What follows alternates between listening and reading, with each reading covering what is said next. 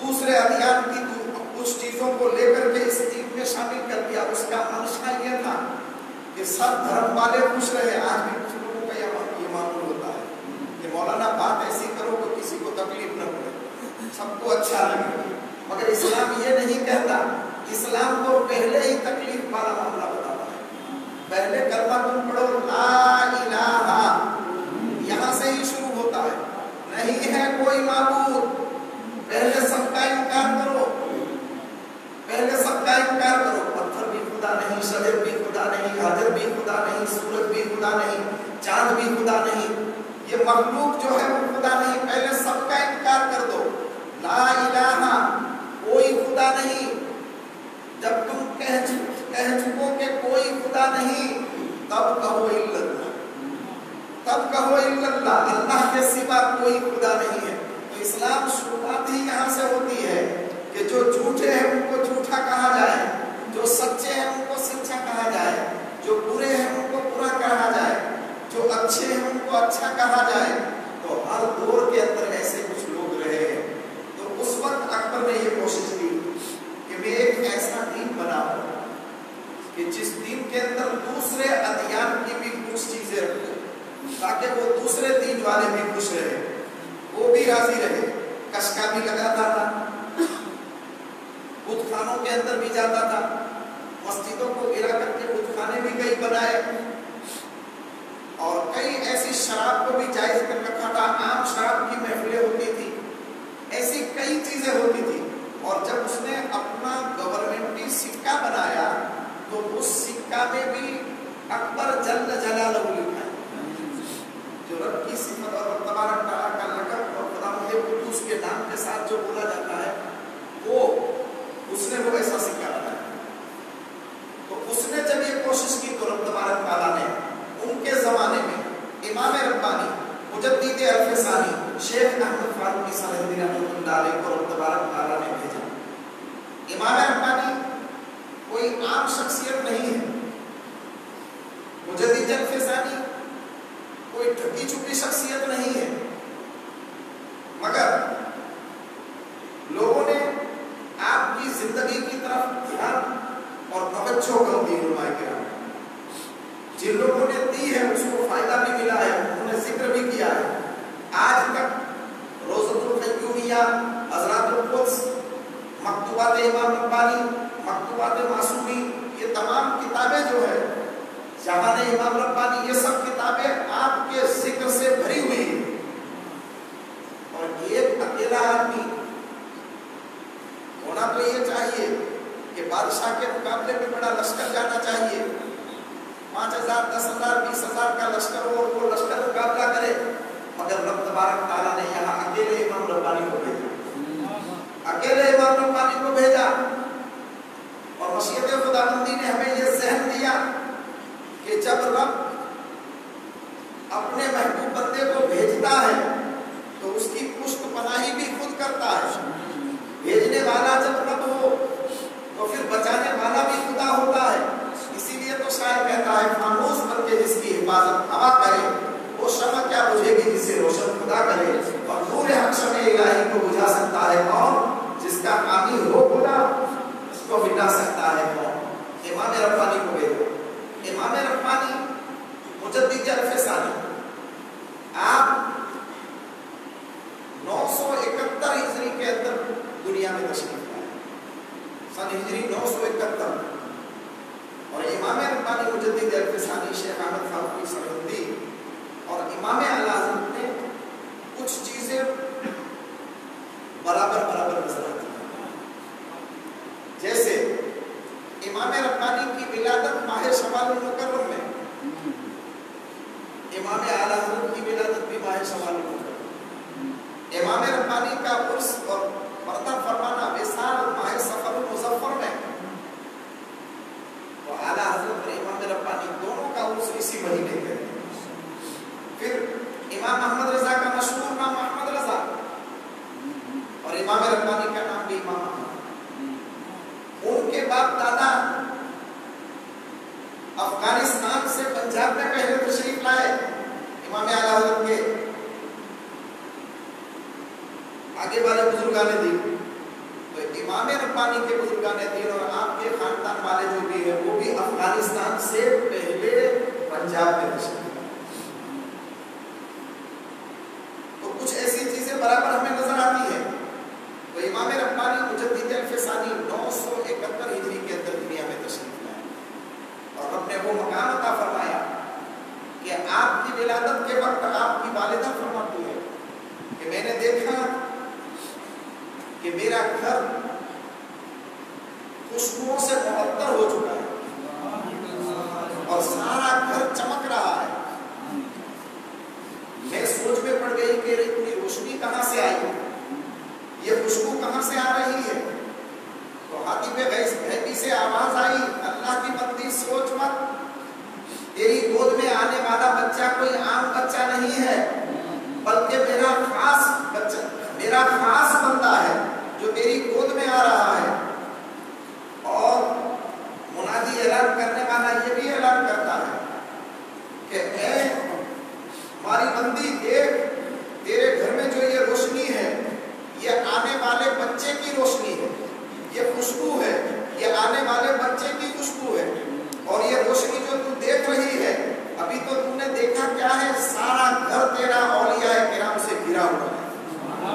وہ زمین کے تمام اولیاء وہاں پر حاضر ہو چکے ہیں اور ایک اعلان کرنے والا اعلان کرتا ہے کہ اے گروہ اولیاء, شیخ احمد کی زیارت کرتے جاؤ. جب ولادت ہوئی تو اعلان کرنے والے نے کیا کہ شیخ احمد کی زیارت کرتے جاؤ اور جو ان کی زیارت کرے گا, جو ان کا دیدار کرے گا, اللہ تعالیٰ ان کی بخشش فرما دے گا اور ان کو ولایت کے اعلیٰ مقام پر بھی فائز کرے گا. تو دیدار کرتے جاؤ. یہ تو آپ کا مقام تھا جو آپ کی والدہ بتاتی.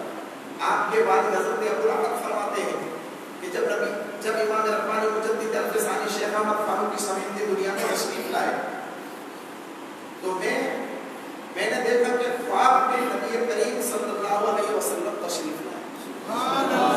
خود آقا تشریف لائے اور آقا نے اپنے ہاتھ میں میرے بچے کو امام احمد کو اٹھایا ہوا تھا.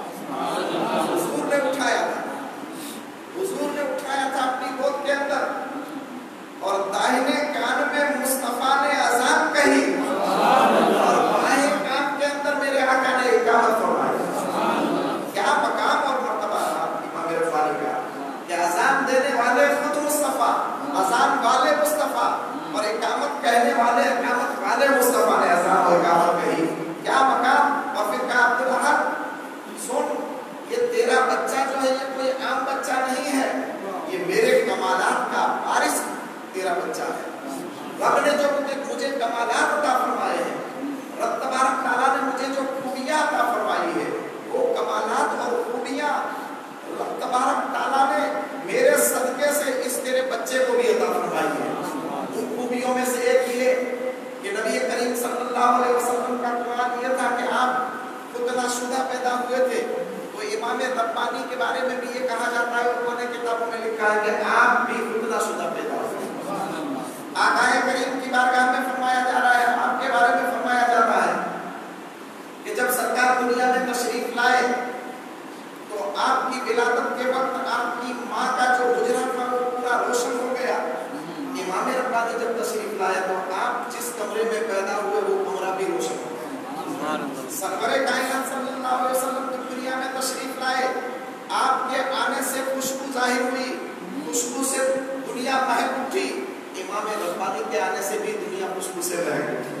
اور پھر سرکار کائنات صلی اللہ تعالیٰ علیہ وسلم کا ایک کمال یہ بھی تھا کہ جب بچپن کا حال تھا تو میرے آقا کا جب سطر کبھی سطر کھلا ہی نہیں ہے اور کبھی ایسا ہوتا کہ سطر کھلنے کی تیاری ہوتی, سطر کھل جائے ایسا ماحول بنتا, حضرت آمنہ اور حضرت حلیمہ غائب ہوتی تو غیب سے رب تبارک تعالیٰ کوئی فرشتہ بھیج دیتا اور فرماتا پروردگار عالم جاؤ میرے محبوب کی بے ستری نہ ہو. تو فرشتہ آ کر کے آپ کے سطر کو ڈھانک دیتا. یہی کمال رب تبارک تعالیٰ نے امام ربانی کو بھی عطا فرمایا تھا کہ نبی کریم صلی اللہ علیہ وسلم کے اس کمال کے مظہر عظم کیسے ہیں کہ جب بچپن کا حال, بچپن کا ماحول ہوتا ہے, آپ کی والدہ فرماتی ہے کہ کبھی شیخ احمد کی بے ستری نہیں ہوئی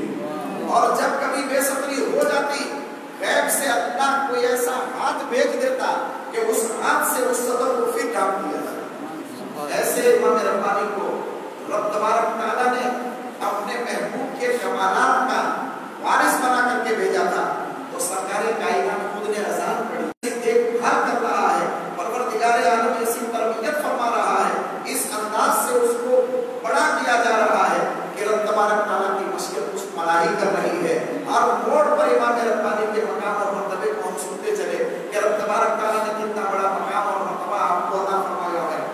आपके बारे में यूं तो हदीसों के अंदर बहुत खुशखबरियां आई हैं। कहीं नबी करीम सल्लल्लाहु अलैहि वसल्लम इरशाद फरमाते हैं कि अल्लाह ताला हर सदी के सिरे पर एक ऐसा आदमी भेजेगा जो मेरे दीन की छवि को, दीन के चेहरे को निखारेगा। इस हदीस से भी इमाम रब्बानी का आना और आपकी मशहूरियत का इजहार इससे भी जाहिर होता है। दूसरी एक हदीस आकाए कौनैन सल्लल्लाहु अलैहि वसल्लम इरशाद फरमाते हैं कि मेरी उम्मत में एक ऐसा शख्स आएगा जिसका नाम मेरे नाम पर होगा। यहाँ तक फरमाया जिसका नाम मेरे नाम पर, यानी मेरा नाम अहमद है तो उसका नाम भी अहमद होगा और उसको सिला कहा जाएगा। सिला का मतलब पुल, ब्रिज, सिला कहा जाएगा। तो हुजूर सल्लल्लाहु अलैहि वसल्लम से लेकर के इमाम रब्बानी तक किसी ने ये नहीं कहा कि मैं सिला। सिर्फ इमाम रब्बानी ने फरमाया अल्हम्दुलिल्लाहिल्लज़ी जअलनी सिला, खुदा की हमद कि जिसने मुझे सिला बना करके भेजा और तबारक तआला ने मुझे वो पुल बना करके भेजा। पुल क्या काम करता है? इधर वालों को इधर वालों से मिलाता है, इधर वालों को इधर वाले से मिलाता है। तो इमाम रब्बानी मुझे, क्योंकि उस वक्त ये माना जाता था कि उलमा अलग है, सूफिया अलग है, शरीयत अलग है, तरीकत अलग है। जैसे अभी भी कुछ लोग जो इल्म से कोरे हैं वो कहते हैं कि शरीयत और तरीकत अलग है। ये मौलवी हजरत या आलिम दीन जो है वो तरीकत को क्या जाने, इसको मालूम नहीं है, तरीकत हो या हकीकत हो या मारिफत हो। ये तमाम चीजें जब तक शरीयत है तब तक काम की है, और जब अगर शरीयत को वहां से निकाल दिया जाए तो तरीकत तरीकत नहीं रहती है, हकीकत हकीकत नहीं रहती है, मारिफत मारिफत नहीं। ये तमाम चीजों की असल जड़ जो है वो शरीयत है, और दिल और दिमाग से अंदरूनी हालत से जो चीज अदा होती है उसको तरीकत कहा जाता है। तो इमाम रब्बानी ने इन दोनों को मिलाया। दूसरी एक हदीस के अंदर आकाए कौनैन इरशाद फरमाते हैं, सरकार ने इरशाद फरमाया जो मक्तूबात दुनिया के अंदर ये हदीस है, फरमाते हैं सरकार की हदीस है कि मेरी उम्मत में अहमद नाम का एक ऐसा आदमी आएगा जिसकी शफाअत से कई हजार लोग मेरी उम्मत के जन्नत में जाएंगे। ये इमाम रब्बानी मुजद्दिद अल-फसानी है। ऐसे कई हदीसें, कई खुशखबरियां जैसे सरकार के तशरीफ लाने से पहले अंबियाए किराम ने दी थी, ऐसे ही इमाम रब्बानी से पहले खुद मेरे आका ने आपकी खुशखबरी अता फरमाई। ये इमाम रब्बानी की कोई आम आदमी नहीं है, बल्कि हज़रत ख्वाजा एहसान फरमाते मकामे दुनिया, मकामे मक्तूबात दुनिया के अंदर आप फरमाते हैं कि दो पहाड़ जो होते हैं, उन दो पहाड़ों के दरमियान जो पत्थर होता है, हीरा होता है, वो हीरा दो पहाड़ों के दरमियान जो होता है, सूरज की किरणें उस पर पड़ती रहती है। तो वो सूरज की किरणों की पड़ने की वजह से और इन दोनों पहाड़ों के फैज की बरकत से वो हीरा बहुत ही कीमती होता है। इसी की मिसाल देते हुए फरमाते हैं कि इमाम रब्बानी भी एक ऐसे हीरे हैं जो दो पहाड़ों के दरमियान है। एक तरफ पहाड़े सिद्दीकी है और एक तरफ पहाड़े फारूकी है। एक तरफ सिद्दीक अकबर की निस्बत है, एक तरफ फारूक आजम की निस्बत है। जिस्मानी लिहाज से देखा जाए, उनके लिहाज से देखा जाए तो उमर फारूक आजम की निस्बत है, और रूहानी हैसियत से अगर देखा जाए तो सिद्दीक अकबर की निस्बत है। या यूं कह लो कि जलाले फारूकी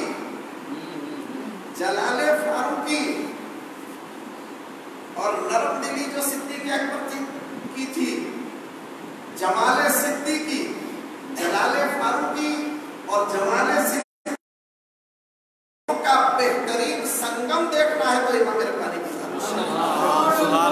वो इमाम रब्बानी मुजद्दिद अल-फसानी सरकार सिद्दीक अकबर का जमाल क्या था, आपकी आजिज़ी और इंकिसारी क्या थी।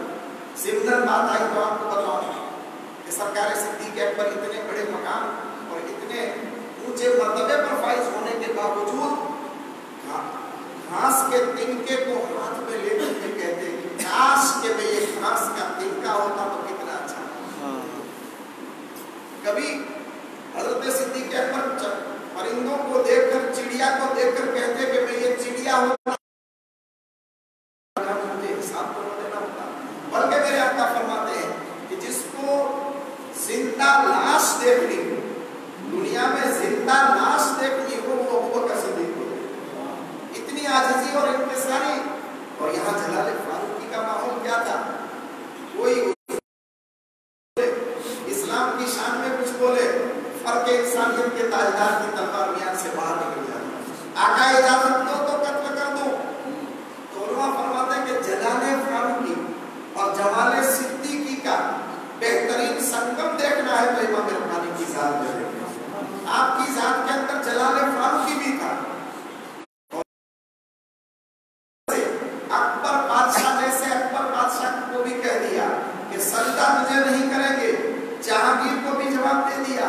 यहाँ तक कि आपको कैदोबंद की जिंदगी गुजारनी पड़ी, आपको कैद ग्वालियर के किले के अंदर कैद किया गया, आपको वहां कैद में रखा गया, किस्म किस्म की तकलीफें दी गई।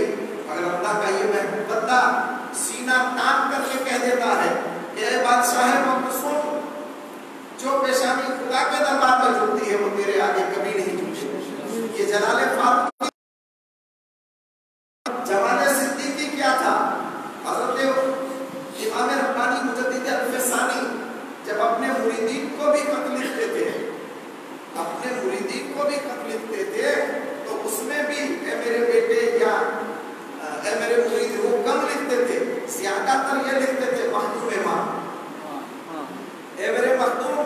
और जो लिखने वाला बोलने वाला होता है जिसको मखदूम कहता है वो खुद अपने को खादिम समझता है।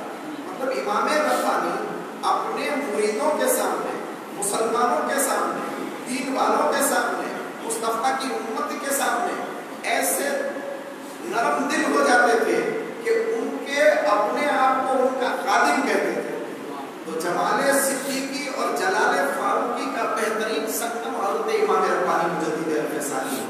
और सिर्फ इतना ही नहीं, सरकारे इमाम रब्बानी मुजद्दिद अल-फसानी शेख अहमद फारूकी सरहिंदी रहमतुल्लाह अलैह, आपको तकरीबन 16 सिलसिलों की इजाजत थी। 1 2 3 4 नहीं, तो उन लोगों के पास नहीं था कि तो हमारे पास है कि हम रज़वी है, हम शफ़ी है, हम ये है, हम वो है, हम वो तो जानते थे कि दरिया है, सब नदियाँ गुंबदे खिदरा से निकलती है। जैसे एक पहाड़ से ज्यादा नदियाँ निकलती हो, किसी को गंगा कहा जाए, किसी को जमुना कहा जाए, किसी को तापी कहा जाए, किसी को नर्मदा कहा जाए। इलाकुल सील ऐसे ही फैज़ मुस्तफा का जो दरिया है, उस दरिया से सब नहरें निकल रही है। कोई चिश्ती नहर है, कोई नक्शबंदी नहर है, कोई सोहरवर्दी नहर है, कोई साजली नहर है, कोई सत्तारी नहर है, कोई रशीदी नहर है। ये सब नहरें वहीं से निकल रही है। वो तो जानते थे, इसलिए आपकी जात में 16 सिलसिलों को रब तबारक तआला ने जमा फरमाया। आप नक्शबंदी भी थे, आप कादरी भी थे, आप चिश्ती भी थे, आप सोहरवर्दी भी थे। और आपको बताओ, सिलसिला नक्शबंदिया में 21 या 23 वास्तों से इमाम रब्बानी मुजद्दिद अल-फसानी शेख अहमद फारूकी सरहिंदी ख्वाजा बाकी बिल्ला से होते हुए आप सैयदना सिद्दीक़ अकबर तक आपका सिलसिला मिलता है, सिलसिला नक्शबंदिया।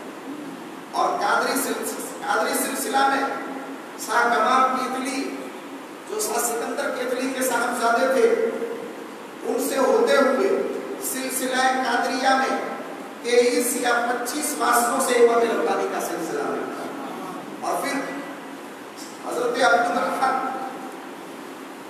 जो आपके वालिद मोहतरम थे, उससे ये सिलसिला होता हुआ चिश्ती सिलसिला, आप 25 या 27 वास्तों से सरकारे मौला अली मुश्किल कुशल तक मिलते हैं आपका सिलसिला। तो हर सिलसिले का आखिर एंड हुजूर की जात पर होता है। तमाम सिलसिले की इजाजत थी और खिलाफत भी थी। कोई कैसा ही मुरीद आता आकर कहता हज़रत मुझे इस सिलसिले में बैत कीजिए, इस सिलसिले में बैत कीजिए, इस सिलसिले में बैत कीजिए, जो कहता हो आप उसी को उसको दाखिल फरमा देते। और अल्लाह तबारक तआला ने आपको मकाम और मर्तबा इतना बुलंद अता फरमाया था कि मुरीद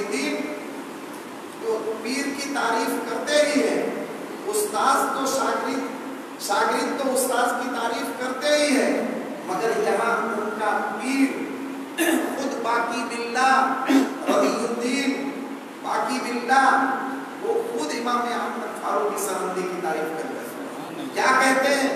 शेख अहमद आफताब, शेख अहमद आफताब है, सूरज है। मिसले माँ हज़ारहा सियारगा, मेरे जैसे हजारों सितारे, खुद पीर कहता है मेरे जैसे हजारों सितारे शेख अहमद की जात में गुम हो जाए। वो शेख अहमद फारूकी सरहदी रहमतुल्लाह अलैह, जब आप की उम्र 17 साल होती है, उलूमे अक़लिया व नक़लिया से फारिग हो जाते हैं, दर्स व तदरीस भी करते हैं, मगर जब रूहानियत की प्यास बढ़ती है तो आप अपने पीर की तलाश में दिल्ली तशरीफ लाते हैं और हज़रत ख्वाजा बाकी बिल्लाह रज़ी अल्लाह तआला अन्हु की बारगाह में आकर के अर्ज करते हैं कि हज़रत मुझे बैत किया जाए। तो हज़रत ख्वाजा बाकी बिल्लाह ने जब आपको देखा तो बरजस्ता फरमाया, मुझे जिस मोती की तलाश थी वो मोती खुद मेरे पास आ गया। जिस मोती के लिए मैं अपने शहर खरासान और अपने देश से आया हूँ, मेरे पीर ने मुझे भेजा है, वो मोती चल करके मेरे पास आ गया। आप हज़रत ख्वाजा बाकी बिल्लाह के पास पहुंचे तो हज़रत ख्वाजा बाकी बिल्लाह रहमतुल्लाह अलैह ने आपको बैत करने के बाद कुछ दिनों के बाद अपने मुरीदों से, अपने मुफस्सिरीन से, अपने घर वालों से, अपने खुलफाओं से कह दिया कि आज के बाद मुझसे कोई मुरीद न हो, मुझसे कोई बैत लेने ना आए, मुझसे कोई फैज लेने ना आए। जिसको बैत लेनी है अहमद फारूकी की ले लो, जिसको फैज लेना है अहमद फारूकी से ले लो। और हद तो ये है कि इमाम रब्बानी जब आपकी बारगाह में आते थे, जब दूसरी बार या तीसरी बार जब भी तशरीफ लाते थे, ख्वाजा बाकी बिल्लाह फरमाते थे, शेख अहमद मेरे दोनों बेटों की तरबियत भी तुम करो, मेरे दोनों बेटों की तरबियत भी तुम करो। और फिर फरमाते कि इमाम रब्बानी, ऐ शेख अहमद तुम यहाँ मेरे पास बैठ जाओ और मेरी घर के अंदर जो मेरी अहलिया है, मेरी घरवाली है, उसको यहाँ बैठ करके भी फैज तुम दो। कितना बड़ा मकाम होगा। और ख्वाजा बाकी बिल्लाह ने शेख अहमद फारूकी सरहदी को क्या जाना होगा, क्या समझे होंगे।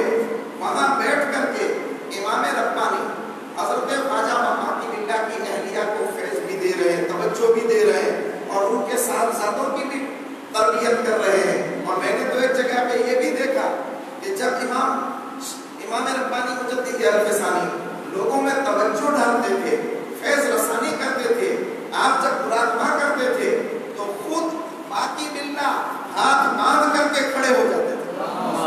क्या मकाम रब तबारक तआला ने अता फरमाया था इमाम रब्बानी मुजद्दिद अल-फ़सानी शेख अहमद फारूकी सरहदी को।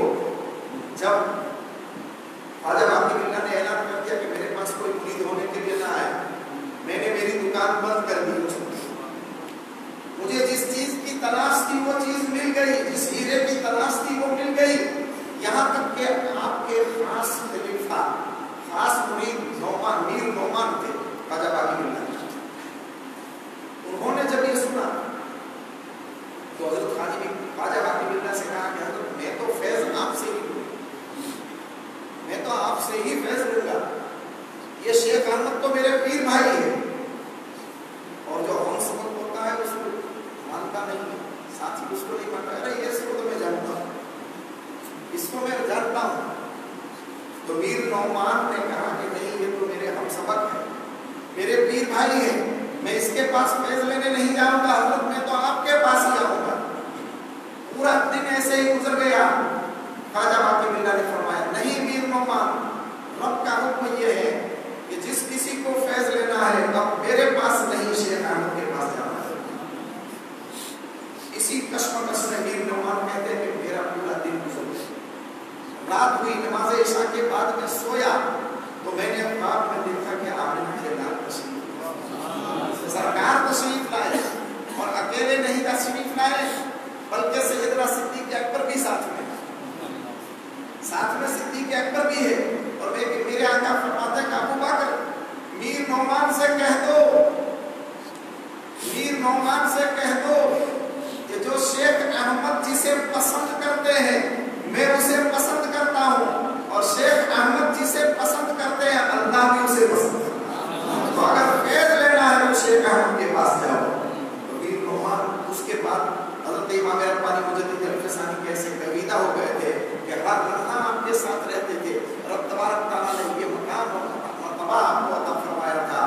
یہ امام ربانی مجدد الفسانی جس کی پوری زندگی اعلائے کلمۃ الحق کے اندر گزری. آپ کے مکتوبات کے 3 دفتر ہے. علماء فرماتے ہیں کہ امام ربانی کی 2 کرامتیں مشہور ہیں. ایک کرامت تو آپ کے مکتوبات میں، 2-3 مکتوبات میں آپ نے اتنا بڑا علم کا خزانہ بھر دیا ہے کہ علماء اس علم کے خزانے کو کئی علماء سمجھنے سے قاصر ہیں. اتنا بڑا خزانہ دیا ہے. اور دوسری کرامت آپ کی خاص کیا ہے؟ آپ کی اولاد. آپ کی اولاد بھی آپ کی کرامت ہے، اس لیے کہ بڑے بڑے ولی، یہاں تک کہ نبی بھی، حضرت نوح علیہ نبی علیہ السلام کی ذات بھی، ان کی اولاد بھی کافی بڑے بڑے اولیاء کرام کی اولاد بھی راہ سے بھٹک گئی. مگر یہاں امام ربانی کی اولاد کے بارے میں اگر ہم دیکھیں تو رب تبارک تعالیٰ نے اتنا بڑا مقام ان کی اولاد کو بھی عطا فرمایا تھا کہ حضرت خواجہ معصوم اور حضرت خواجہ سعید دونوں بھائی جب دفتر کا سبق دیتے تھے، خواجہ محمد معصوم پڑھاتے تھے، اور یہ خواجہ محمد معصوم امام ربانی کے بڑے فرزند ارجمند ہیں. ان کا مقام یہ ہے کہ ان کے 9 لاکھ مرید تھے. خواجہ معصوم اس وقت میں 9 لاکھ مرید تھے اور 7,000 ان کے خلفاء تھے. اتنے بڑے زبردست پائے کے بزرگ تھے. سبق دیتے، مکتوبات کا درس دیتے تھے، تو ساتھ میں حضرت خواجہ سعید بھی بیٹھے ہوئے. پڑھنے والوں نے کہا حضرت بڑے بھائی تو درس دے رہے ہیں مکتوبات کا، آپ خالص بیٹھے ہوئے کیا کر رہے ہیں؟ وہ بھی کہتے ہیں کہ بڑا بھائی اپنا کام کرتا ہے، میں اپنا کام کرتا ہوں. بڑا بھائی اپنا کام کرتا ہے، میں اپنا کام کرتا ہوں. لوگوں نے پوچھا یہ ہم نہیں سمجھ سکتے، تو آپ نے جواب دیا کہ بڑا بھائی پڑھاتا ہے اور میں پلاتا ہوں. بڑا بھائی پڑھاتا ہے اور میں پلاتا ہوں. وہ پڑھاتا رہتا ہے اور میں توجہ ڈالتا رہتا ہوں، دل کو صاف کرتا ہے. جس کی اولاد اتنی بے مثال ہو، اس کا باپ کتنا بے مثال ہوگا. یہ امام ربانی مجدد الفسانی شیخ احمد فاروقی سندھی رحمۃ اللہ علیہ پوری زندگی آپ رب تبارک تعالیٰ کے عشق الہی کے اندر اور مصطفیٰ جان رحمت کی محبت کے اندر زندگی گزاری اور دین کی سربلندی کے لیے ہر انداز سے کوشش کی. علم والوں کو اور صوفیوں کو ایک کیا، اور اس لیے تو کہا جاتا ہے کہ 2 سمندروں کو ملانے والے بھی حضرت امام ربانی ہیں. اور یہ دونوں سمندر علم کا اور روحانیت کا، ان دونوں سمندروں کو ملانے والے حضرت امام ربانی مجدد الفسانی شیخ احمد فاروقی سندھی کی ذات پاک ہے. آپ کو رب تبارک تعالیٰ نے اتنا بڑا مقام دیا تھا، اس کے باوجود ہم آپ کی زندگی کو دیکھیں تو آپ کی زندگی میں حضور کی محبت کتنی ہمیں نظر آتی ہے، سرکار کا عشق کتنا نظر آتا ہے.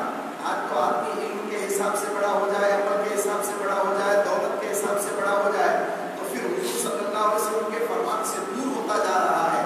مگر یہ اللہ کے محبوب بندے جتنے بڑے ہوتے جاتے ہیں اتنے ہی حضور کے دربار سے نزدیک ہوتے جاتے ہیں. امام ربانی فرماتے ہیں کہ زندگی میں میری ایک سنت چھوٹ گئی ہے. آخری وقت جب آپ کا وصیت کرتے ہیں میری ایک سنت چھوٹی ہوئی ہے، اے میرے بیٹو اس سنت پر مجھے عمل کرنا ہے، مگر میں مجبور نہیں کر سکتا ہوں. اس لیے کہ میرے آقا کی ایک سنت یہ ہے کہ آپ نے اپنے نواسوں کو کندھوں پر بٹھایا ہے. میرا کوئی نواسا نہیں ہے، ابھی پیدا نہیں ہوا ہے، اب یہ سنت جا رہی ہے.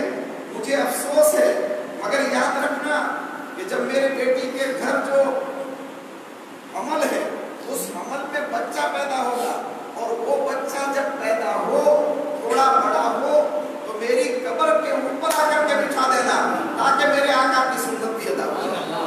اس مقام پر پہنچے ہوئے اور حضور سے محبت اتنی تھی کہ سرکار کی ہر سنت کو اپناتے تھے. اور آپ خود فرماتے ہیں کہ جو سرکار کے بتائے ہوئے رستوں کو چھوڑ کر کوئی صوفیت کا دعویٰ کرے، کوئی ولایت کا دعویٰ کرے، کوئی کامیابی کی منزل تک پہنچنے کا دعویٰ کرے، وہ جھوٹا ہے، کبھی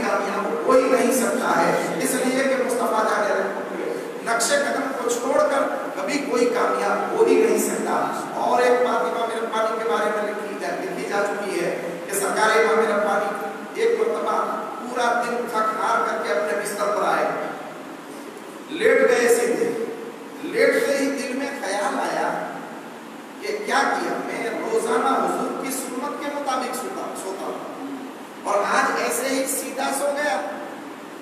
हमारे जैसा होता तो क्या करता, करवट बदल लेता, चलो दाहिने तरफ लेट जाओ, हुजूर की सुन्नत अदा हो जाएगी। मगर नहीं, वो ऐसे लोग थे, बिस्तर से उठ गए, चारपाई से उठ गए, नीचे उतरे, दरवाजे पर गए, दरवाजे पर जाकर के सुन्नत के मुताबिक सोने की नीयत की। और काम के अंदर नीयत जरूरी है। तो खाली सो जाओ, सुन्नत की नीयत ना करो तो क्या फायदा। खाली सो गए, नीयत होगी तो ही पूरा फायदा और सवाब मिलेगा।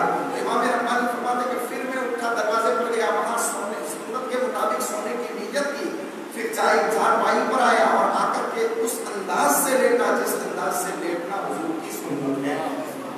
ये आपकी सुन्नत की पाबंदी, हुजूर से आपकी ये मोहब्बत थी और इधर से ये मोहब्बत थी, तो उधर नबी करीम की बारगाह में भी आपका मकाम कितना बुलंद था। मिर्जा मजहर जाना जो शहीद मोहब्बत कहे जाते हैं, जिसके खादिम और मुरीद और खलीफा शाहजहां अली देहलवी भी है, जो जबरदस्त अपने वक्त के मुजद्दिद वक्त भी है, वो मिर्जा मजहर जाना फरमाते हैं कि मैंने ख्वाब में देखा कि नबी करीम सल्लल्लाहु अलैहि वसल्लम की बारगाह में मैं पहुंच गया। मैंने देखा कि आपके पहलू में मैं सोया हूं। कितने खुशकिस्मत लोग थे कि हुजूर के पहलू में, आपके पहलू में मैं सोया हुआ हूं और हुजूर के नाक मुबारक से जो थोड़ी आवाज आती है, सोने के वक्त में आदमी के नाक से जो थोड़ी आवाज आती है, वो आवाज को भी सुन रहा और खुशबुए मोहम्मदी से मेरा दिमाग भी मुअत्तर हो रहा है। मैं सोया हुआ हूं, मुझे प्यास लगी। मिर्जा मजहर जाना फरमाते मुझे प्यास लगी। मेरे दिल में कभी प्यास का ख्याल आया ही था कि मुस्तफा जाने रहमत ने उनके पास इमाम रब्बानी के फर्जंद बैठे हुए थे, उनसे कहा जाओ मिर्जा मजहर जाना को प्यास लगी है, पानी का प्याला भर गया। अर्ज की हजरत या रसूलुल्लाह सल्लल्लाहु अलैहि वसल्लम, ये तो मेरे पीरजादे हैं, पीर की औलाद है, ये मेरे लिए पानी भर के लाएंगे, ये बेअदबी होगी। आका ने फरमाया इसको तुम नहीं कहते हो, मैं हुक्म देता हूँ, मैं हुक्म देता हूँ। अंदाज तो करो इस आदमी का मकाम क्या है, क्या मर्तबा और मकाम है। हुजूर की बारगाह में सोए हुए, उनको प्यास लगती है तो हुजूर फरमाते हैं कि पानी लेकर के आओ।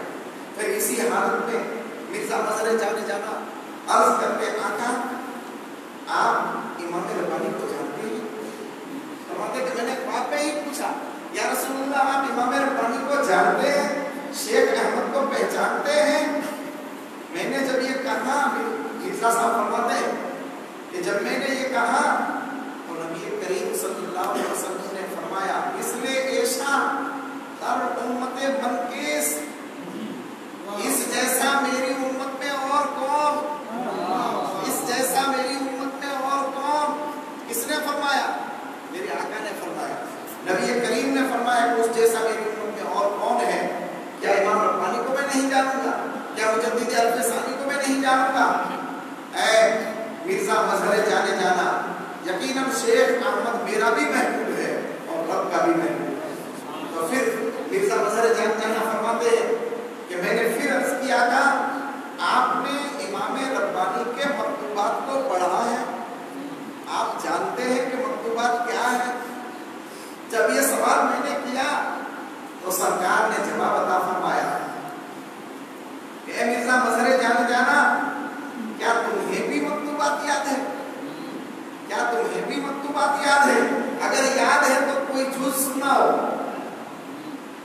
याद है तो कोई जुज़ सुनाओ। तो मिर्जा साहब फरमाते हैं कि मैंने हालत ख्वाब में इमाम रब्बानी का मकतूबात का ये जुमला सुनाया, इन्नल्लाह ताला बराउल बरा तुम्मा बराउल बरा तुम्मा बराउल बरा। अल्लाह ताला बराउल बरा है, अल्लाह ताला बराउल बरा है। बराउल बरा का मतलब ये कि जिसकी शान जो है वो हम नहीं समझ सकते, शान हमारी समझ से बाहर और समझ से बाहर और समझ से बाहर, मकाम इतना ऊंचा कि रब तबारक तआला के लिए कोई मकाम, कोई जेहत, कोई चीज हम साबित कर ही नहीं सकते। बंदे के दिमाग में जो चीज चीज समझ में ना आए, वो खुदा की जात है। जब इमाम हजरत मिर्जा मजहर जाना फरमाते हैं कि जब मैंने ये कलमा सुनाया तो मेरे आका ने फरमाया मजहर जाना फिर से सुना, फिर सुनाया, फिर सरकार ने फरमाया मजहर जाना फिर से सुनाओ। ये मामला बहुत देर तक चलता रहा, मामला बहुत देर तक चलता रहा।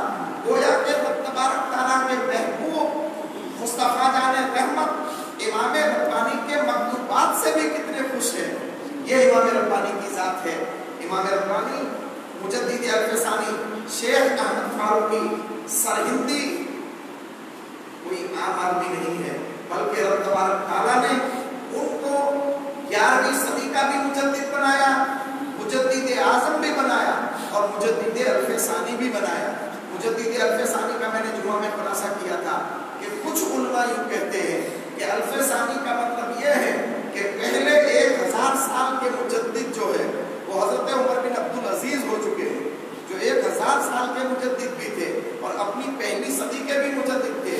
और आपके बाद जब 1000 सन हिजरी पूरा हुआ तो वहां से लेकर के 2000 सन हिजरी तक के जो मुजद्दिद आजम है वो हजरत इमाम रब्बानी मुजद्दिद अल-फसानी शेख अहमद फारूकी सरहिंदी की जात है। ये इमाम रब्बानी मुजद्दिद अल-फसानी है कि जो अपने वक्त के भी मुजद्दिद है और दूसरे 1000 साल के भी मुजद्दिद है। रब ने आपको कितना बड़ा मकाम अता फरमाया कि आप खुद फरमाते हैं कि मैं एक मरतबा बैठा हुआ था, मैंने सोचा कि मैंने जो ये तजदीदी काम किया है, ये जो दीन का काम किया है, अल्लाह ने इसको कबूल भी किया है कि नहीं किया। इतने बड़े काम करते थे फिर भी खुदा से डरते रहते थे। हम तो 2 रकात नमाज पढ़ के सोचते हैं बस 2 ही रकात जन्नत के लिए काफी है।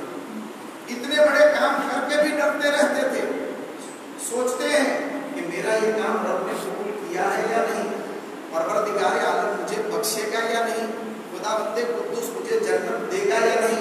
ये सोच रहे थे कि गैब से आवाज आती है, शेख अहमद तू ये सोचता है कि तेरा काम ये कबूल किया है या नहीं, सुन मैंने तुझे कबूल कर लिया है, तुझे भी मैंने बख्श दिया है और तेरे सिलसिले में बिल वास्ता या बिना वास्ता कयामत तक जो आएगा मैंने तमाम को बख्श दिया है। ये इमाम रब्बानी मुजद्दिद अल-फसानी शेख अहमद फारूकी की जात है।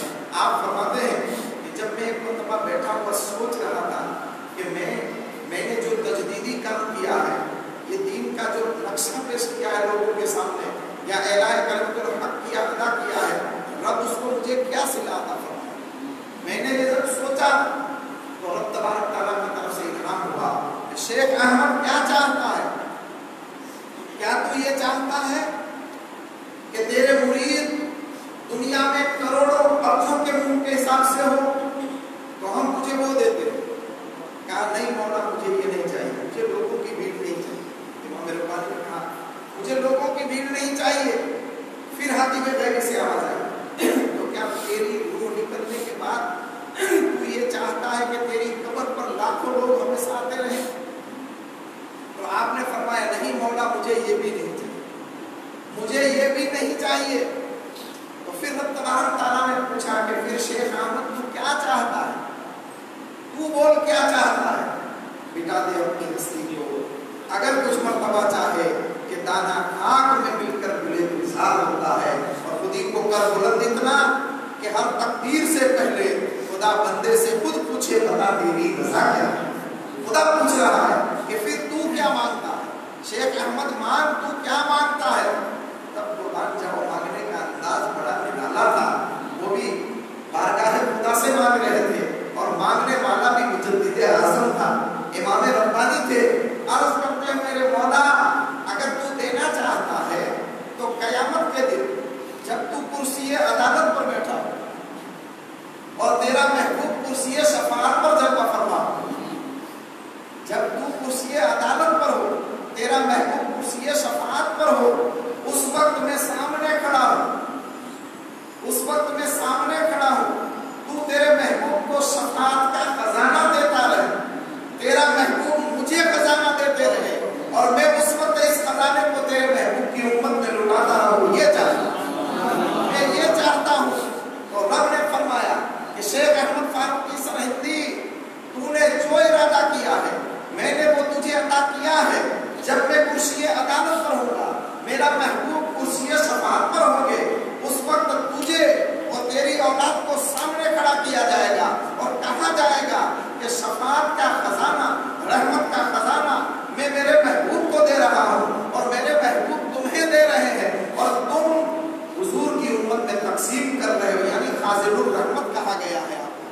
خازن الرحمت کو تقسیم کرنے والے، تو اس وقت بھی رب تبارک تعالیٰ نے آپ کی اس بات کو قبول فرمایا۔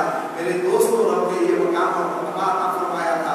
آخری بات بتا دوں، امام ربانی مجدد الفسانی شیخ احمد فاروقی سندھی، آپ کی ذات، آپ کی اولاد، آپ کے مکتوبات اور آپ کے اہل خانہ کو بڑے مقام اور مرتبے پر فائز تھے ہی، مگر آپ کے جسم سے جس کپڑے کو نسبت ہو جاتی تھی وہ کپڑا بھی بڑا مقام رکھتا ہے، وہ کپڑا بھی کتنا اونچا مقام رکھتا ہے۔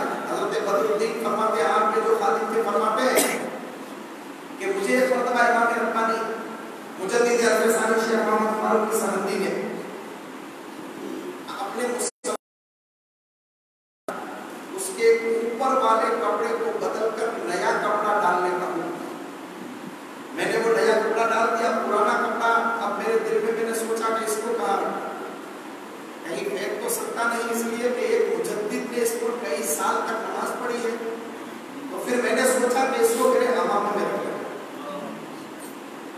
فرماتے ہیں میں نے میرے امامے میں اس کپڑے کو، پرانے کپڑے، ٹوٹے ہوئے کپڑے کو میرے امامے میں رکھ لیا، اور دل میں سوچا یہ کہ گھر جا کر کسی اونچی جگہ پر احترام اور ادب کے ساتھ رکھوں گا، تبرکات کیا کرتے ہیں، اللہ والوں کے کپڑوں کا کیا حال ہے، جب ان کے کپڑوں کا یہ حال ہے تو ان کے جسموں کا حال کیا ہوگا۔ فرماتے ہیں کہ میں گھر گیا، امامہ پہنا ہوا تھا، اتارنا بھول گیا، اتارنا ہی بھول گیا اور ایسے ہی سو گیا۔ آپ فرماتے ہیں ایک ہی رات میں مجھے حضور کے خواب میں 16 مرتبہ دیدار،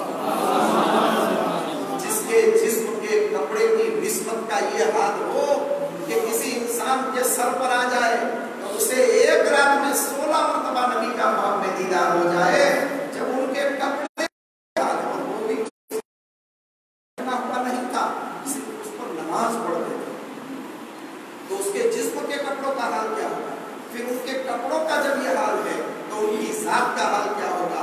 رب تبارک تعالیٰ نے کتنا اونچا، کتنا بڑا مقام رکھا ہے۔ ہزاروں ایسے واقعات ہیں، ہزاروں ایسی چیزیں ہیں جو رب تبارک تعالیٰ نے امام ربانی مجدد الفسانی شیخ احمد فاروقی سندھی کو عطا فرمائی ہے۔ ہم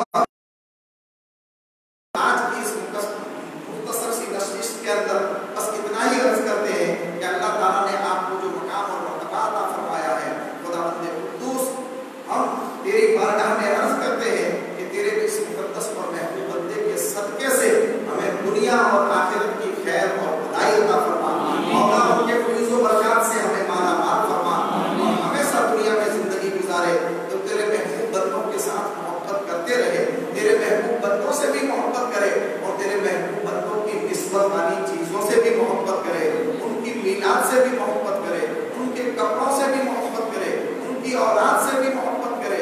یہی ہمارے لیے سرمایہ دنیا اور سرمایہ آخرت ہے۔ یہ مجدد الفسانی شیخ احمد فاروقی سندھی رحمۃ اللہ علیہ، رب تبارک تعالیٰ نے آپ کو بڑے اونچے مقام اور مرتبے پر فائز فرمایا تھا۔ اللہ تعالیٰ ان کے صدقے سے ہمارے گناہوں کو معاف فرمائے اور دنیا اور آخرت کی خیر اور بھلائی عطا فرمائے۔ میں سو جاؤں یا مصطفیٰ کہتے کہتے بولے آمین صلی اللہ